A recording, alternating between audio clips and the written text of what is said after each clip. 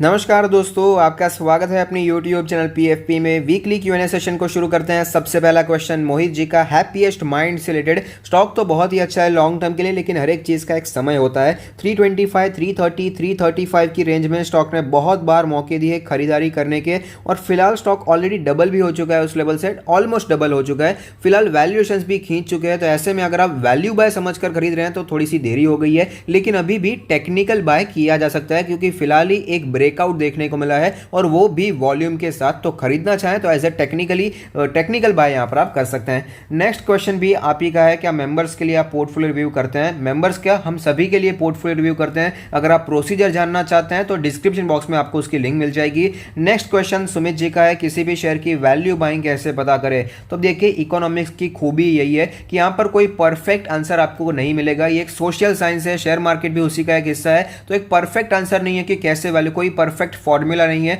बहुत लोग cash flow को यूज करते हैं, डिस्काउंटेड कैश फ्लो मेथड से कोशिश करते हैं कि इंट्रिंसिक वैल्यू पता लगा पाए। फ्यूचर्स का प्रोस्पेक्टिव क्या है, फ्यूचर ग्रोथ कैसी है, इसके हिसाब से वैल्यू आपको ढूंढनी चाहिए। बाटा 2 साल के लिए कैसा है, वैल्यू बाइंग बताइए। तो अब देखिए, प्रॉब्लम क्या है बाटा में कि जो इनका मेन सेल्स होता है फॉर्मल शूज में होता है, और जो बच्चे स्कूल जाते हैं उनकी शूज में होता है, लेकिन वो दोनों में थोड़ा सा प्रॉब्लम देखने को मिला। चलो, वो ऑफिस वाले तो अभी चालू हो चुके हैं, लेकिन स्कूल्स अभी तक रीओपन नहीं हुए हैं। इसी के कारण बाटा की कंपनी पर हमें इंपैक्ट देखने को मिल रहा है, शेयर पर इंपैक्ट देखने को मिल रहा है। लेकिन जैसे कि कई बड़े बड़े इन्वेस्टर ने कहा है कि जब भी कंपनी का बुरा समय चल रहा हो, अगर वो कंपनी अच्छी है तो उसे खरीदने के बारे में सोचना चाहिए। बाटा कंपनी बहुत ही अच्छी है, लेकिन उसका समय बुरा चल रहा है, तो लॉन्ग टर्म के लिए आप यहां पर एक्यूमुलेशन करने के बारे में सोच सकते हैं। नेक्स्ट क्वेश्चन अखिल जी का है कि रिलैक्सो में कब एंटर करें? रिलैक्सो फिलहाल एक अपने पुराने रेजिस्टेंस पर चल रहा है, देखना है। अभी तो फिलहाल देखते हैं टेक्निकल ब्रेकआउट हमें देखने को मिलता है या नहीं मिलता, उसके हिसाब से खरीदारी के बारे में सोच सकते हैं। HSCL के बारे में बात करें तो फिलहाल बहुत ही चर्चा में रहा है। ठीक ठाक कंपनी, इन्वेस्टमेंट किया जा सकता है, लेकिन जो भी स्टॉक्स चर्चा में रहते हैं वहां पर बहुत ही सोच समझकर इन्वेस्टमेंट करना चाहिए। और अगर आप इन्वेस्टमेंट करें तो भी रिस्क कैपेसिटी होनी चाहिए आप में, क्योंकि जितने तेजी से ऊपर जाते हैं उतनी ही तेजी से नीचे भी आ सकते हैं। Where should I keep my emergency funds? तो देखिए, इमरजेंसी फंड्स का मतलब है कि आप उसे इजीली एक्सेस कर पाएं। तो शेयर मार्केट में एक्सेसिबल तो होता है, लेकिन वो सेफ नहीं होते हैं, इसीलिए बैंक में रखना मेरे हिसाब से बेस्ट है।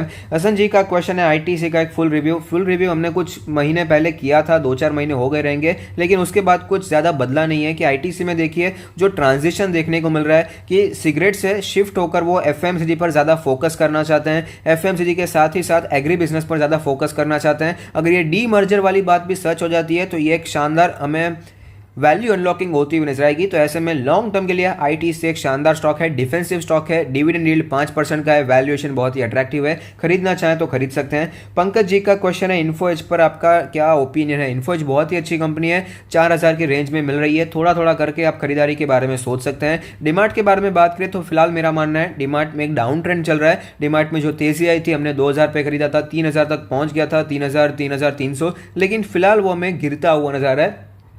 तो जब तक एक कंसोलिडेशन फेज शुरू नहीं होता तब तक हमें खरीदारी से बचना चाहिए। नेक्स्ट क्वेश्चन है, अवंती फीड्स, नौकरी, राइट्स और इरकॉन के बारे में। करंट मार्केट प्राइस पे अवंती फीड्स हमने यहाँ पर आप खरीदारी के बारे में सोच सकते हैं, बहुत ही अच्छा स्टॉक है। नौकरी के बारे में चर्चा कर ली, राइट्स में भी खरीदारी की जा सकती है, इरकॉन में भी खरीदना चाहें तो खरीदने के बारे में सोच सकते हैं।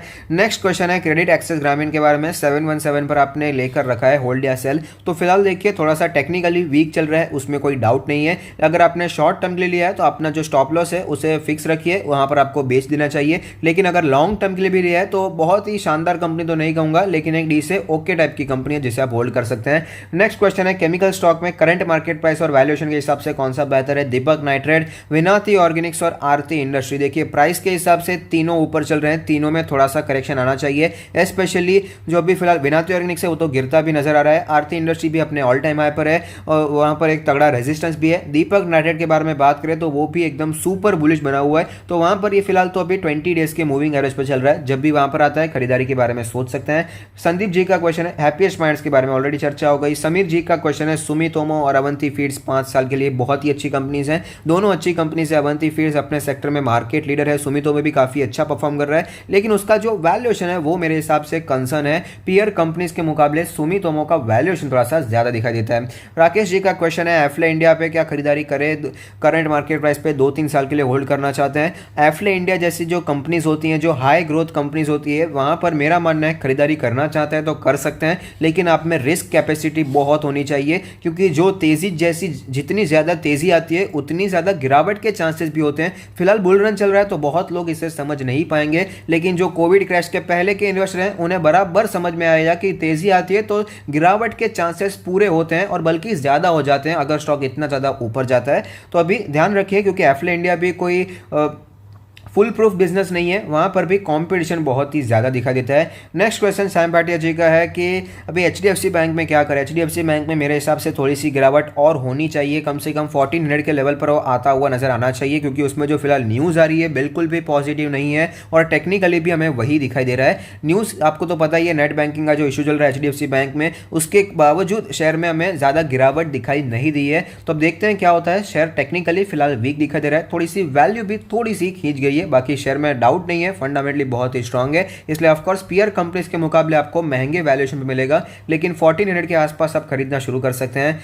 अर्पण जी का क्वेश्चन है क्या मेजर क्रैश आएगा एक महीने में। तो मेजर क्रैश आएगा ऐसा मुझे नहीं लगता। अभी जो Q4 के रिजल्ट्स आएंगे स्टॉक स्पेसिफिक काम का होगा। सपोज अभी टीसीएस का मैं लेता हूं, टीसीएस का रिजल्ट्स अगर मार्केट को पसंद नहीं आया तो टीसीएस में गिरावट होगी। इन्फोसिस का अगर रिजल्ट पसंद आया तो इन्फोसिस में हमें तेजी देखने को मिल सकती है, तो इंडेक्स हमें मैनेज होता हुआ नजर आएगा। अब ये रिजल्ट्स पर डिपेंडेंट है, रिजल्ट्स का क्या होता है उसके ऊपर पूरा मामला लगा हुआ है। सुमन जी का क्वेश्चन है ज़ेरोधा में चार्जेस क्या लगते हैं आफ्टर सेलिंग अ स्टॉक। तो चार्जेस में तो देखिए जो आपका ट्रांजैक्शंस होता है, ट्रांजैक्शन चार्जेस होते हैं, जो एसटीडी होता है वही सब लगता है, और अगर आप सीडीएसएल से बेचते हैं तो उसका कुछ 16-17 रुपये लगता है पर शेयर यानी पर यूनिट नहीं। अगर आपने एचडीएफसी बैंक के 100 शेयर भी एक दिन में बेचे तो भी चलेगा, 1000 शेयर भी बेचे, एक शेयर भी बेचे, पर स्क्रिप्ट माफ कीजिए पर शेयर नहीं पर स्क्रिप्ट आपको 17 रुपये के आसपास सीडीएसएल के चार्जेस लगते हैं। और trailing stop loss swing trading में कैसे यूज करें। तो स्विंग ट्रेडिंग में अपना काम है 5% का प्रॉफिट लेकर जाना। अब 5% के प्रॉफिट में मेरे हिसाब से उसमें कोई भी जरूरत नहीं है ट्रेलिंग स्टॉप लॉस लगाने की।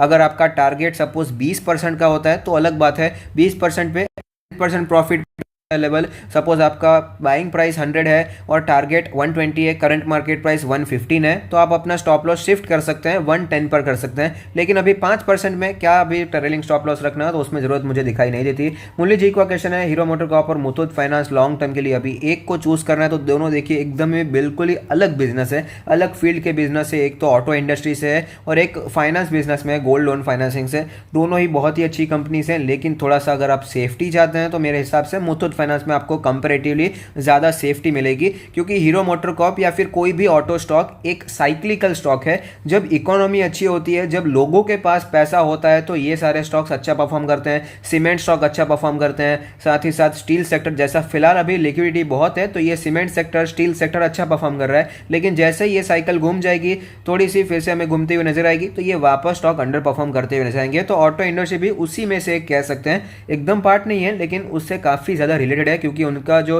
रॉ मटेरियल है वो टाटा स्टील जैसी कंपनीज या फिर वेदांता जैसी कंपनी यानी कि स्टील सेक्टर से बहुत ज़्यादा आता है। तो मुथूट फाइनेंस एक साइक्लिकल स्टॉक नहीं है, तो ये एक बेटर चॉइस है।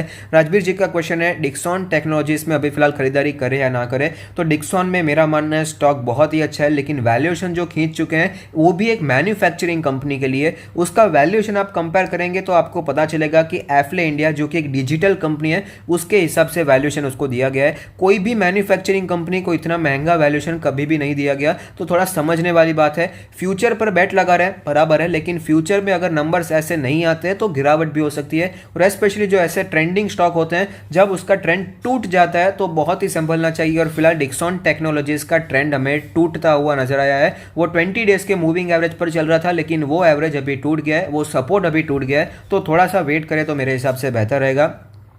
श्रीकांत जी का क्वेश्चन है कौन से स्टॉक्स हैं सजेस्ट करें करंट लेवल्स पे खरीदना है। तो अभी फिलहाल हमने वीडियो भी अपलोड किया है, उससे आप देख सकते हैं। और आप मेंबर हैं तो आपको भाई कई सारे 20-25 स्टॉक की लिस्ट तो आपको हर हफ्ते रिवाइज लेवल्स पे मिल जाती है, तो उसे भी आप रेफर कर सकते हैं। अभिजीत जी का क्वेश्चन है Bajaj finance, HDFC MC, HDFC life. अभी पोर्टफोलियो में देखिए आप बराबर है, फाइनेंशियल स्टॉक्स हैं लेकिन काम अलग अलग, फिर भी आपको 20% एलोकेशन में ही रखना चाहिए। उसका रीजन है क्योंकि जो भी Bajaj finance, HDFC life business भले ही अलग है लेकिन फाइनेंशियल सेक्टर से बहुत ही ज्यादा जुड़े हुए हैं, एक ही सेक्टर से ये जुड़े हुए हैं, इसीलिए आपको एलोकेशन वो 20% उनका फिक्स ही रखना चाहिए। टोटल एलोकेशन की बात कर रहा हूं। मनीष जी का क्वेश्चन आइनॉक्स में क्या करें, क्या बाय ऑन डिप्स कर सकते हैं या नहीं। तो अब देखिए आइनॉक्स और पीवीआर दोनों के बारे में चर्चा करें तो अभी लॉकडाउन की फिर से चर्चा हो रही है, तो स्टॉक में ऑलरेडी अच्छा करेक्शन हमें देखने को मिल गया है। अभी फिलहाल 1 साल के लिए सिचुएशन बहुत ही सुधर जाएगी ऐसा मुझे नहीं लगता। अगर आपका पर्सपेक्टिव 3 साल का मिनिमम चाहिए तो आप आइनॉक्स में या पीवीआर में इन्वेस्टमेंट करने के बारे में सोच सकते हैं, वरना यहाँ पर आप थोड़ा छोड़ देंगे तो भी मुझे कोई प्रॉब्लम दिखाई नहीं दे रही है। लेकिन कंपनीज अच्छी है, जैसे कि मैंने आपको बाटा में बताया कि जब अच्छी कंपनी का बुरा समय चल रहा होता है तब वहां पर खरीदारी की जा सकती है। बाटा में भी ऐसा ही है, आइनॉक्स पीवीआर में भी ऐसा ही है। समय लग सकता है क्योंकि किसी को पता नहीं कोविड कितना लंबा चलने वाला है। मैंने जो सोचा था कि लोगों का जो पर्सपेक्टिव है वो बदल जाएगा, लोग अभी ओटीटी प्लेटफॉर्म्स पर देखना ज़्यादा पसंद करेंगे, मेरा ऐसा मानना था, इसलिए मैं ज़्यादा पीवीआर आइनॉक्स में खरीदारी नहीं कर रहा था। लेकिन जैसे मैंने देखा लोग ये कोविड के बावजूद जाना पसंद कर रहे हैं, क्योंकि जो वो मल्टीप्लेक्स का वो व्यू होता है, जो एक्सपीरियंस होता है वो आपको घर पर बैठकर नहीं मिलता है। तो ये मुझे समझ में आया, तो मैंने भी थोड़ा सा व्यू अभी चेंज कर लिया है। यहाँ पर इन्वेस्टमेंट किया जा सकता है लेकिन 3 साल का विजन होना बहुत ही जरूरी है। विक्रमदीप जी का क्वेश्चन है डोमिनोज पर व्यू, जुबिलेंट फूड्स एक बहुत ही अच्छा स्टॉक है जहां पर इन्वेस्टमेंट किया जा सकता है। एचडीएफसी बैंक के बारे में बात हो गई, अपॉर्चुनिटी इन सिस के बारे में बात करें तो सिस मेरे हिसाब से एक ग्रेट कंपनी कहना चाहूंगा। पर्सनली मैं आपको बता दूं कि मैं इसमें इन्वेस्टेड भी हूं, एक डिस्क्लेमर है इसलिए मैं थोड़ा सा बायस हो जाऊं तो मुझे माफ कीजिएगा। तो मैं सोच रहा था कि मैं अपने कुछ माय फेवरेट स्टॉक्स के बारे में आपको वीडियो बनाकर बताऊं। अगर आप जानना चाहते हैं तो मुझे कमेंट बॉक्स में बता सकते हैं, मैं कोशिश करूंगा। सिस में मेरे हिसाब से एक बहुत ही अच्छी अपॉर्चुनिटी है लॉन्ग टर्म के लिए निवेश करने के लिए। जब भी स्टॉक एक शुरुआती स्टेज में होता है इलिक्विड स्टॉक होता है, लेकिन जैसे जैसे स्टॉक में हमें इंप्रूवमेंट देखने को मिलता है, कंपनी परफॉर्म करती हुई नजर आती है तो लिक्विडिटी बढ़ती हुई नजर आती है। आप कौन से भी ब्लू चिप स्टॉक देख सकते हैं, आपको लिक्विडिटी कम दिखाई देगी शुरुआती सालों में। आज नेस्ले कितना बड़ा ब्लू चिप स्टॉक है, लेकिन पीछे जाएंगे चार्ट्स पर आप देखेंगे तो आपको पता चलेगा बहुत ही इलिक्विड हुआ करता था। तो ऐसी सिचुएशन इसमें बनी हुई है, फिलहाल इलिक्विड है लेकिन कंपनी लॉन्ग टर्म के लिए मुझे तो बहुत ही पसंद है। फंडामेंटली हमने कई बार इस पर चर्चा भी की है। विक्स के बारे में बात करें तो विक्स में देखिए जब भी विक्स ऊपर जाता है तो चांसेस होते हैं कि मार्केट में हमें करेक्शन देखने को मिल सकता है। विक्स का मतलब है कि मार्केट में कितनी ज्यादा वॉलेटिलिटी बनी हुई है।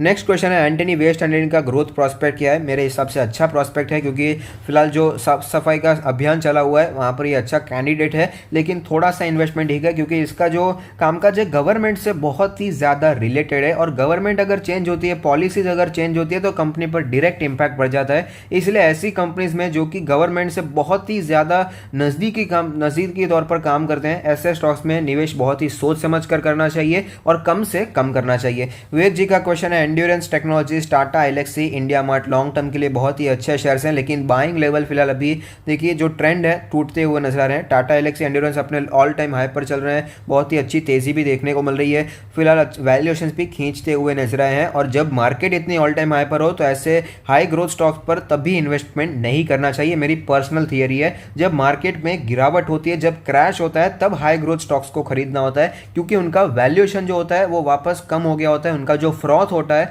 वो हटता हुआ नजर आता है। बाकी तो लास्ट मर से हमेशा आपकी रहने वाली है। शॉर्ट टर्म ट्रेडिंग 5 पैसा पे कर सकते हैं, ऑफकोर्स वहां पर भी स्विंग ट्रेडिंग आप कर सकते हैं, उसमें कोई डाउट नहीं है। नेक्स्ट क्वेश्चन आशीष जी का है, बहुत ही इंपॉर्टेंट क्वेश्चन है और बहुत ही ज्यादा अच्छा क्वेश्चन मुझे लगा कि 30 मार्च को निफ्टी का पी 40.43 था और एक दिन में 30 मार्च को निफ्टी का 33.2 हो गया है। कैसे हो गया?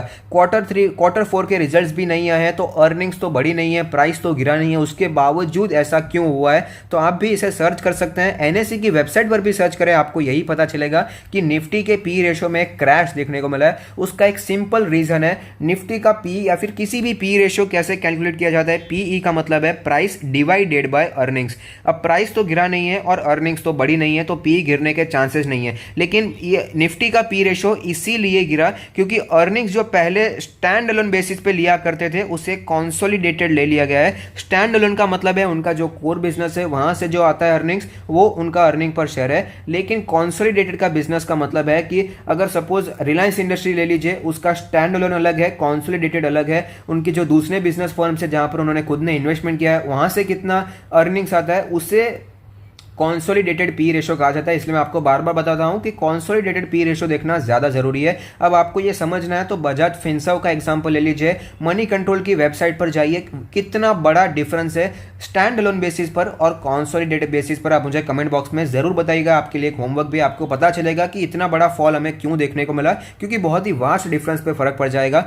मुनि जी का क्वेश्चन है टाटा मोटर्स का बाइंग लेवल क्या वो 250-270 आ सकता है? ऑफकोर्स आ सकता है, क्योंकि इतनी तेजी आई है, 60 रुपए से 300 का हो गया तो क्या 250 नहीं आ सकता? ऑफकोर्स आ सकता है। और फिलहाल स्टॉक थोड़ा सा हमें वापस ऊपर जाता हुआ नजर आ रहा है। एक इंपॉर्टेंट रेजिस्टेंस है करंट मार्केट प्राइस के आसपास, अगर ये टूट जाता है तो वापस स्टॉक हमें बुल रन कंटिन्यू करता हुआ नजर आएगा। लेकिन अगर ये नहीं टूटता, वापस स्टॉक नीचे आ जाता है रेजिस्टेंस लेकर, तो ये लेवल्स भी पॉसिबल है।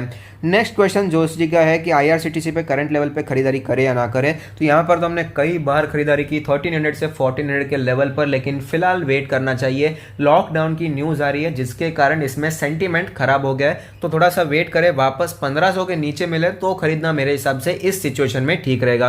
राजेश शर्मा जी का क्वेश्चन है कि आप एक रेगुलर विजिटर हैं, आप डिफिकल्टी फेस कर रहे हैं पेमेंट करने में, ज्वाइन करना चाहते हैं, तो आप हमें मेल कीजिए p4portfolio@gmail.com में, तो आप हमें अल्टरनेट मेथड बताएंगे जिससे आप हमें ज्वाइन कर सकते हैं। नाल्को के बारे में चर्चा करें तो फिलहाल नाल्को एक अच्छी कंपनी है जहां पर आपको डिविडेंड भी अच्छा मिलता है, लेकिन ये भी स्टील सेक्टर है तो साइक्लिकल स्टॉक है, तो यहाँ पर भी ज़्यादा लॉन्ग टर्म के लिए इन्वेस्टमेंट नहीं करना चाहिए। साइक्लिकल स्टॉक में टाइम टू टाइम प्रॉफिट भी बुक करना चाहिए। विजय जी का क्वेश्चन रेल टेल से रिलेटेड, रेल टेल एक अच्छी कंपनी है जहाँ पर आप लॉन्ग टर्म के लिए निवेश कर सकते हैं, लेकिन ये भी एक पीएसयू कंपनी है तो बहुत ही बम्पर रिटर्न्स की आशा नहीं करनी चाहिए। थोड़े जो रिटर्न्स मिलते हैं आपको ठीक ठाक, मल्टी बैगर या ब्लू चिप स्टॉक ये बनता हुआ नजर मेरे हिसाब से नहीं आएगा। विकास जी का क्वेश्चन है कंपाउंडिंग कैसे करे, और दूसरा क्वेश्चन पैक्योर बैग जी का है कि सीएजीआर कैसे काम करता है लॉन्ग टर्म में। तो ये दोनों के जवाब मैं एक साथ देने की कोशिश करूंगा। कल ही हमने मेरे फैमिली मेंबर्स के साथ भी मैंने ये चर्चा की थी कि कैसे कंपाउंडिंग जोरदार तरीके से काम करती है। सपोज अभी मैं एग्जांपल लेता हूं कि किसका एग्जांपल लूं, टाटा स्टील का एग्जांपल लेता हूं, क्योंकि हमने कल भी वही चर्चा की थी। टाटा स्टील मैंने कई बार रेकमेंड किया था 250 से 300 की रेंज में, जब एकदम बॉटम पे चल रहा था, मार्केट क्रैश हो चुकी, उसके बाद की बात है 280 300 पर कई बार खरीदारी की। तो सपोज किसी ने 300 पर वो स्टॉक खरीदा होता और करंट मार्केट प्राइस ऑलमोस्ट 900 है, ऑफकोर्स 900 एग्जैक्ट नहीं है, उससे थोड़ा नीचे चल रहा है, लेकिन सपोज हम ऐसे लेते हैं कि 900 का प्राइस चल रहा है, तो 300 वाले के लिए वो 900 हो चुका है,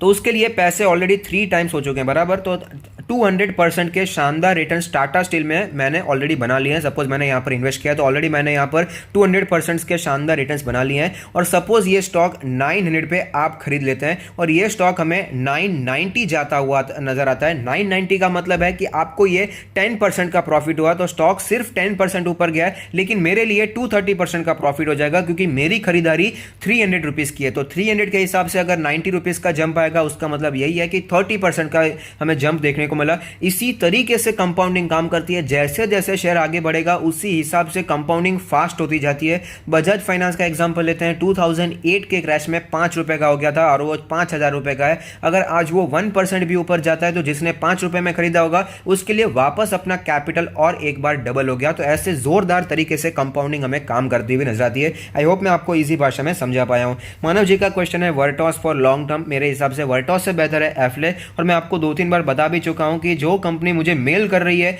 कि आप हमारे स्टॉक को बताओ अपने यूट्यूब चैनल पर हमें एंडोर्स करो, तो ऐसे स्टॉक को मैं वर्थ ही नहीं समझता कि यहाँ पर इन्वेस्टमेंट करना चाहिए, और वैसे भी स्टॉक फंडामेंटली इतना स्ट्रांग दिखाई नहीं देता। ईशान जी का क्वेश्चन है डिक्सॉन से रिलेटेड, डिक्सॉन में क्या आपको आगे आने वाले 5 सालों में 500 से 600% की रिटर्न दिख सकते हैं? नहीं, तो इसके बारे में हमने ऑलरेडी चर्चा कर ली, लेकिन फिर भी थोड़ा सा डिफरेंट है तो मैं आपको समझाने की कोशिश करूंगा।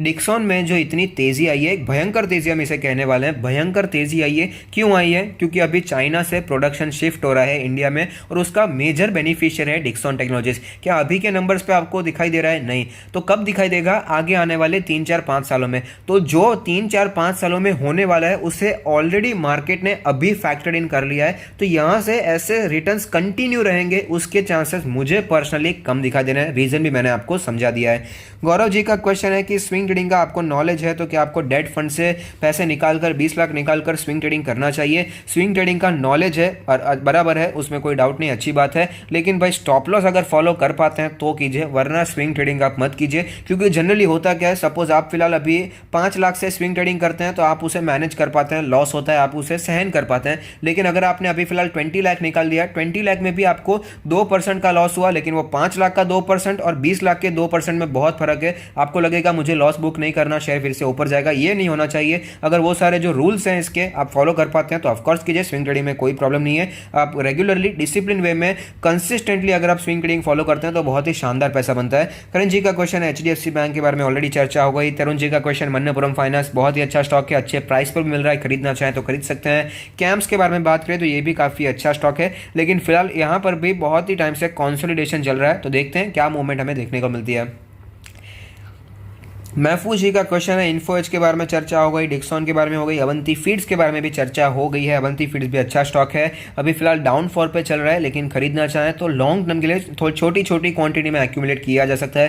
हरिदा जी का क्वेश्चन है बजाज फाइनेंस में कौन से लेवल पर ऐड करें। अब ये जो फाइनेंस स्टॉक है वहाँ पर खरीदारी करने से पहले 2 बार ज़रूर सोचिएगा, क्योंकि एनपीएस अभी ओपन होते हुए नजर आएंगे 1-2 क्वार्टर में, तो इस हिसाब से अगर एनपीएस एक्सपेक्टेशन से ज़्यादा आते हैं तो इन सब स्टॉक्स में गिरावट भी बहुत देखने को मिलेगी। क्योंकि आप देख लीजिए बैंक निफ्टी कहां पर चल रहा है, बहुत ही ऊपर चल रहा है, ज्यादातर बैंकिंग स्टॉक ऊपर है, फाइनेंशियल स्टॉक ऊपर है, बजाज फाइनेंस जैसी एनबीएफसीज आपको ऑल टाइम हाई पर दिखाई देगी। तो ऐसे में अगर एक्सपेक्टेशन से थोड़ा सा भी हिला हुआ नंबर आता है तो 10% का करेक्शन तो कहीं भी नहीं गया, तो ऐसे मौके का इंतजार कर रहे हैं और वहां पर आपको खरीदारी करनी चाहिए। शैलेश जी का क्वेश्चन है बाइंग लेवल्स फॉर एलएनटी। फिलहाल एलएनटी में मैं आपको बाइंग रेकमेंड नहीं करूंगा। एलएनटी जैसी जो इंफ्रास्ट्रक्चर कंपनीज हैं, स्टील जैसी कंपनी, टाटा स्टील जैसी स्टील सेक्टर की कंपनीज, अल्ट्राटेक सीमेंट जैसी सीमेंट सेक्टर की कंपनीज, या जो भी इंफ्रास्ट्रक्चर से जुड़ा हुआ है वहां पर हमेशा मार्जिन ऑफ सेफ्टी आपको ज़्यादा रखना होता है। एकदम बॉटम पे तो नहीं कहूँगा, लेकिन बहुत ज़्यादा गिरावट हो गई हो, 30% का ऑलरेडी करेक्शन हो चुका, उसके बाद ही आपको खरीदने के बारे में सोचना चाहिए।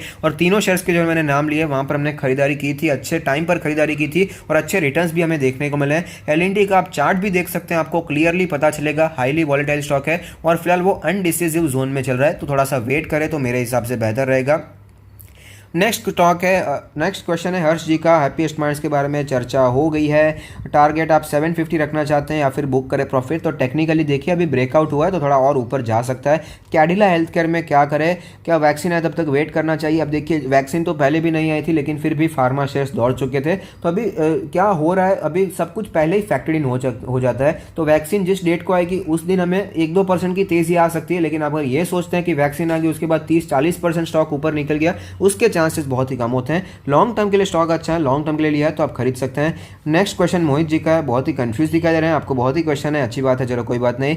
एसेट एलोकेशन कैसे किया जाए, percentage in direct stock, small case, mutual fund, debt instrument और क्रिप्टो करेंसी। तो सबसे पहली बात, क्रिप्टो करेंसी में मैं मानता ही नहीं हूँ, ये कोई रेगुलेशन नहीं कुछ नहीं, तो मैं यहाँ पर इन्वेस्ट करना आपको सजेस्ट नहीं करूंगा, क्योंकि मैं पर्सनली इन्वेस्ट नहीं कर रहा। मैं जो चीज़ नहीं कर रहा मैं आपको सजेस्ट कैसे कर सकता हूँ। तब देखिए डायरेक्ट स्टॉक्स, स्मॉल केस और म्यूचुअल फंड एक्चुअली एक ही बात है।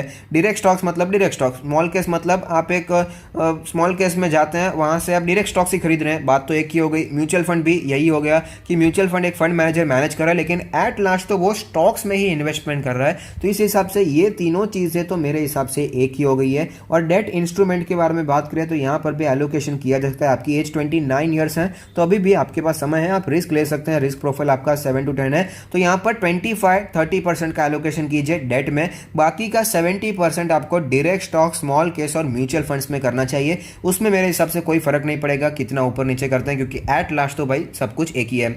डॉक्टर रेड्डी क्या खरीदना चाहे तो खरीद सकते हैं, डॉक्टर रेड्डी भी मेरे हिसाब से अच्छे प्राइस पे चल रहा है। अभी फार्मा सेक्टर डाउन ट्रेंड पे चल रहा है, उसमें अच्छी गिरावट होती हुई नजर आ रही है। तो अच्छे स्टॉक, लॉन्ग टर्म के इन्वेस्टर को अप ट्रेंड नहीं ढूंढना होता, वो स्विंग ट्रेडर नहीं है, उसे वैल्यू ढूंढनी होती है। तो अभी फिलहाल फार्मा स्टॉक्स जितना गिरेगा वैल्यू उतनी ही बढ़ती जाएगी, तो लॉन्ग टर्म के इन्वेस्टर को वहां पर नजर बनाकर ऑफकोर्स रखनी चाहिए। मुकेश जी का क्वेश्चन है Tata power versus Adani power. Fundamentally speaking of course Tata power बहुत ही अच्छा है। फ्यूचर कंज्यूमर, फ्यूचर लाइफ, अभी देखिए फ्यूचर ग्रुप का फ्यूचर मुझे दिखाई नहीं दे रहा है। जो भी ये डील हुई है वो तो फिलहाल अभी होल्ड पे ही है, अगर वो हो भी जाती है तो भी इसमें रिलायंस ही विनर रहने वाला है। 3 वॉलेटाइल स्टॉक जिससे आप स्विंग ट्रेडिंग कर सकते हैं।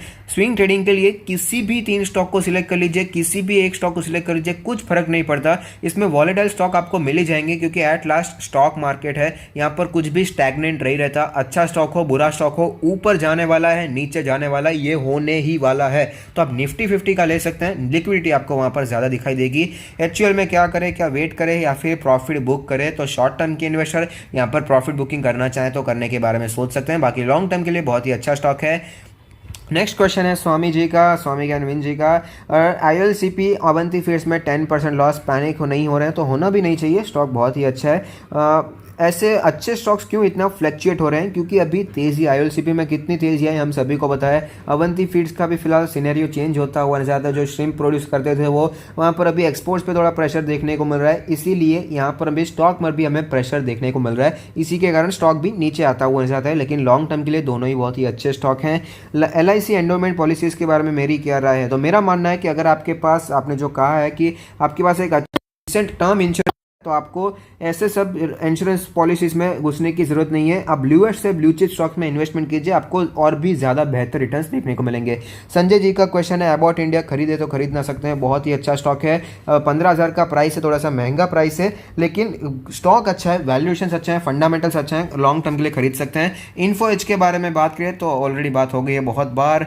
नेक्स्ट क्वेश्चन है 20 साल के लिए इन्वेस्टमेंट करना चाहते हैं बैंकिंग में, HDFC, Kotak, IDFC first, okay, NBFC में बजाज, मुथूट और स्पंदना, तो आप अभी क्या करें इसमें। मेरे हिसाब से आपने जो सिलेक्शन किया है HDFC बैंक, कोटक बैंक एक वेल एस्टेब्लिश बैंक है, लेकिन IDFC फिलहाल ग्रो हो रहा है, तो यहाँ पर मैं समझ सकता हूँ कि आपने क्या एलोकेशन किया है कि दो स्टॉक्स आपने वेल एस्टेब्लिश लिए हैं जहाँ पर ज़्यादा भरोसा है, ब्लू चिप स्टॉक है, लेकिन IDFC ग्रो होता हुआ नजर आता है। और यहाँ पर भी कुछ ऐसा ही है, बजाज और मुथूट ऑलरेडी वेल एस्टेब्लिश्ड है, लेकिन स्पंदना, फुर्ती यहाँ पर अभी भी हमें थोड़ा सा नेसेंट स्टेज में दिखा देता है, इतना ब्लू चिप स्टॉक इसे नहीं कहेंगे। तो अच्छे स्टॉक्स आपने सिलेक्ट किए हैं, थोड़ा सा आपने रिस्क प्रोफाइल भी रखा है, तो आप कंटिन्यू कर सकते हैं, लेकिन सिर्फ ये स्टॉक मत रखिएगा, दूसरे सेक्टर्स को भी इंक्लूड कीजिएगा।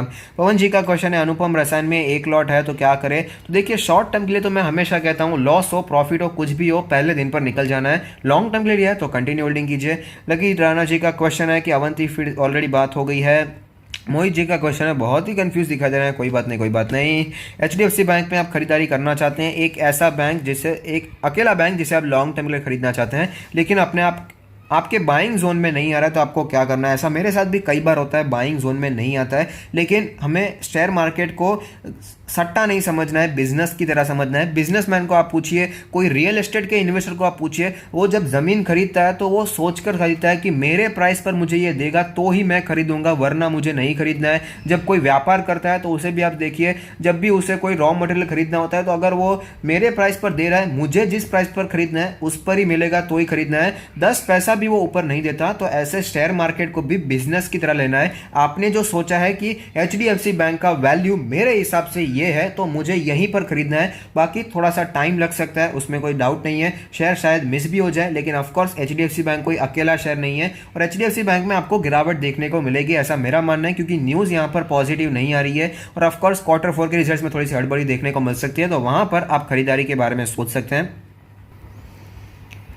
और हाँ, अगर आपके बाइंग प्राइस पर नहीं आता तो ज़्यादा पैनिक करने की ज़रूरत नहीं है, क्योंकि मैं पर्सनल एक्सपीरियंस से बता रहा हूँ, जब मुझे लगता है 2-3 बार मेरे बाइंग प्राइस पे आके या फिर थोड़ा ऊपर 2-4% ऊपर से ही निकल जाता है, तो जब मैं खरीद लेता हूँ तब मुझे पता चलता है कि वो कुछ ही दिनों में मेरे बाइंग प्राइस से भी और भी नीचे आता हुआ नजर आया है। इसलिए आपने जो डिसीजन लिया है, आपका जो कन्विक्शन है, उस पर भरोसा रखिए, उसके बाद ही आपको यहाँ पर कोई स्टेप लेना चाहिए, खरीदारी के बारे में सोचना चाहिए। फोमो में तो बिल्कुल भी नहीं आना है।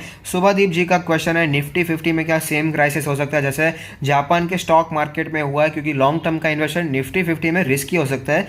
निफ्टी 50 में मेरे हिसाब से इतना रिस्क आपको नहीं आएगा, क्योंकि ओवरऑल देखिए इंडिया की इकोनॉमी एमर्जिंग है, ग्रोइंग इकोनॉमी है, और ऊपर से निफ्टी 50 के जो स्टॉक हैं इंडिया की टॉप 50 कंपनीज हैं, तो अगर इंडिया की टॉप 50 कंपनीज परफॉर्म नहीं करेगी तो छोटी कंपनी कैसे परफॉर्म करेगी। बिजनेस ऑलरेडी वैसे भी हमें छोटे बिजनेस से बड़े बिजनेस पर शिफ्ट होता हुआ नजर आता है, तो ऐसी सिचुएशन में मेरा मानना यह कम है कि निफ्टी 50 के स्टॉक्स हमें परफॉर्म करते हुए नजर नहीं आएंगे। स्टॉक्स में ऑफकोर्स थोड़ा सा अंडर परफॉर्मेंस आ सकता है, थोड़ा सा क्रैश आ सकता है, क्योंकि वैल्यूएशन इतने महंगे हैं, लेकिन कंपनीज ओवरऑल जब तक अच्छा परफॉर्म करेगी तब तक मार्केट हमें ऊपर जाती हुई नजर आएगी। निफ्टी 50 में कोविड के कारण कितनी गिरावट आ सकती है, अगर मार्केट में इतनी लिक्विडिटी है तो लॉकडाउन की वजह से कितनी गिरावट हो सकती है। तो अब देखिए मेरे हिसाब से लॉकडाउन तो होने के चांसेस बहुत ही कम है। महाराष्ट्र में बहुत ही ज़्यादा स्पेकुलेशन चल रहा है, ऐसे बार बार ये सीएम आके कहते हैं कि हम लॉकडाउन लगा देंगे, ऑनरेबल सीएम बार बार कहते हैं कि हम लगा देंगे या नहीं लगाएंगे, नहीं लगा सकते, तो थोड़ा सा यहाँ पर कंफ्यूजिंग स्टेट में चल रहा है, तो संभल कर रहना है। लॉकडाउन लगता है तो प्रॉब्लम हो सकती है, लेकिन फिलहाल तो नाइट कर्फ्यू दे दिया है, तो इतना बड़ा प्रॉब्लम मार्केट को नहीं होने वाला है, ऐसा मेरा मानना है। तो अगर आपको एक Q&A सेशन अच्छा लगता है तो प्लीज़ कोई फीडबैक दीजिए, आपका हर एक फीडबैक हमारे लिए बहुत ही ज़्यादा वैल्यूबल है। Thank you, stay happy, happy investing.